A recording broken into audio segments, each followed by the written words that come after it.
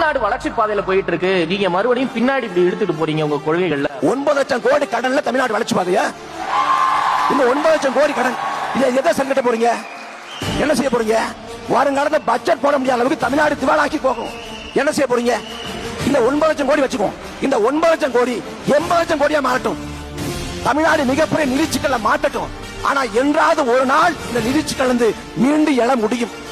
ஆனா கணக்கில்லாத வட கொள்ளை தமிழ்நாடு முழுக்க நடக்கிறது. அன்பு சொந்தங்களை 2000 ஆண்டுகள் தமிழ் சமூகம் எண்ணற்ற மன்னன் வந்தான், படையெடுப்பு நிகழ்த்தான், போர் புரிஞ்சான், சண்டைத்தான், வாதாபி எரிக்கப்பட்டது, உறையூர் எரிக்கப்பட்டது, மதுரை எரிக்கப்பட்டது, புத்த மனங்கள் தகர்க்கப்பட்டது, கோயில் உடைக்கப்பட்டது, தேவாலயம் நிறுக்கப்பட்டது. ஆனா இந்த 2000 ஆண்டு காலத்துல எந்த ஒரு மன்னனும் இயற்கை வளத்தின் மீது கை வைக்கல. ஒரு ஆத்துல மண்ணை கொள்ளடிக்கல, மலையை தகர்த்து தனிமவனங்களை ஏத்தல. ஆனா திமுக அதிமுக 2 கட்சி ஆட்சியில மனக்கொள் நடக்குது.